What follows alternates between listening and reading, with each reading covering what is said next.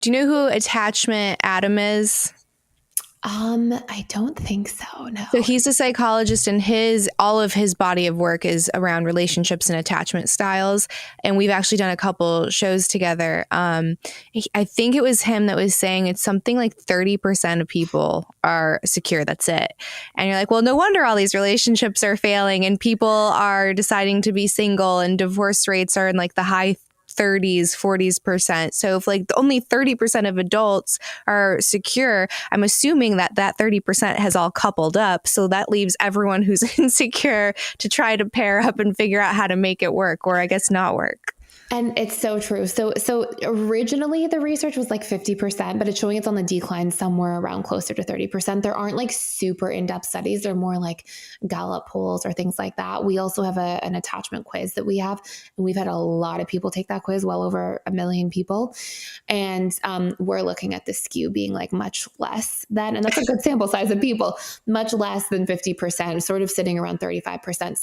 So yes. And you're also right that what ends up happening is securely attached people are actually more drawn to other securely attached people, because we tend to want to invest in people who remind us of the subconscious comfort zone in the relationship we have to ourselves. So if somebody, it's really interesting if you see somebody really anxiously attached because they people please so much and they're so externally focused, they're often dismissing and avoiding their own feelings, needs, and boundaries because they're people pleasing everyone else.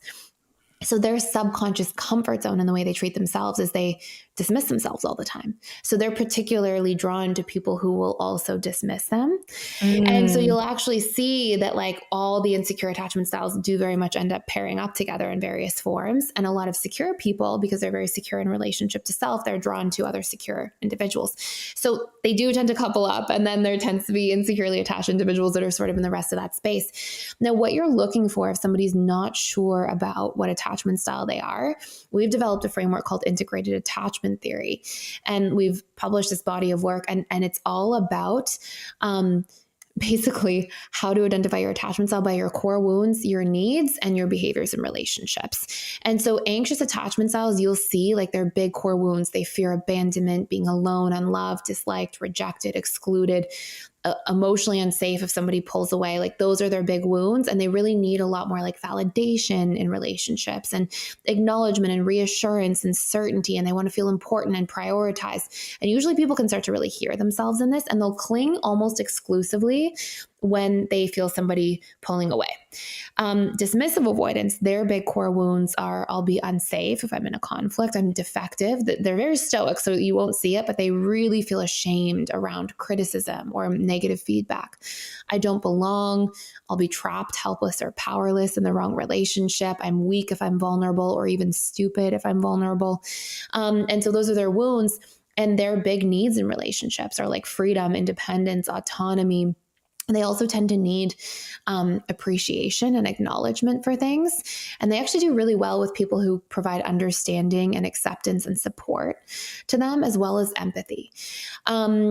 Then our fearful avoidance and dismissive avoidance almost exclusively deactivate. So if they're triggered, even if they're feeling like anxious, because dismissive avoidance can still feel like, oh, I asked this person out and I like her and I sent her a text and I'm waiting to hear back, and they'll feel a little bit of anxiety, but how they will cope with their own anxiety is to continuously try to diminish their attachment needs. So they'll go, I feel anxious. Well, it might not work out anyways. I probably don't really need this person. So they'll do the opposite in their mind of the anxious attachment style, who will keep trying to get closer. Even if they feel vulnerable, they'll try to push away further, dismissive avoidance. And lastly, fearful avoidance. And this is where you can really start to see some of the differences.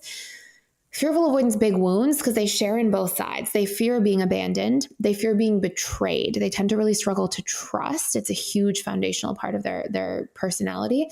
They fear being unloved, but they also fear very much being trapped or helpless or powerless. And so they will have these wounds that flip-flop them back and forth. And they actually, in relationships, they need a lot of depth. They need a lot of growth. They need a lot of novelty and discovery. They need freedom and independence, but they also want to feel like they're a priority to their partners. So they kind of share in both sides there. And what you'll see is that fearful avoidance, if you're not sure listening, if you're a fearful avoidant, they pretty equally activate and deactivate. So they will have times where they feel vulnerable and that will cause them to cling, but they'll also have times where they feel vulnerable and that will cause them to push away. They're just like the dismissive. They're like, wait, I don't want to feel this vulnerable. I don't know if this is the right thing. So in those three buckets, you'll start to really see what your attachment style is and how it takes shape. It is so fascinating. I wish this should be a course. Like everyone should have to take this in high school or middle school and just like work on personal development, because like going out into the world, it just has given me such a useful framework, and it explains so much of my life up until very, very, very recently. And the work that I've done to like try to navigate this. And it's so funny because I would say even like 2 years ago, I would kind of dismiss some of this and be like, no, all of these choices were very conscious on my part. Like I wanted a relationship like this. I wanted to be this independent, and I'm not scared of intimacy or vulnerability or like all of these things. I'm like, holy cow, I've been lying to myself for so long. And a lot of these go back to childhood traumas and core wounds. And I recently did, integrated psychedelic therapy to work on some of this, and it just like shattered my belief systems in such a profound way. I was like, holy cow, I have made it so hard for people to love me. Like I have gotten in my own way, and I didn't have that clarity until that experience. And it was truly like a reality shift for me. And obviously there's like probably a million different ways to get to a secure attachment. But with this information, it gives you so much power, because you're like, okay, well, if this is a program and this program is creating these behaviors and these thought patterns, then I should be able to reinstall a different program, like kind of like factory reset, and do the one that is going to be more beneficial to like my mental health and like my longevity of relationships and the quality of those relationships.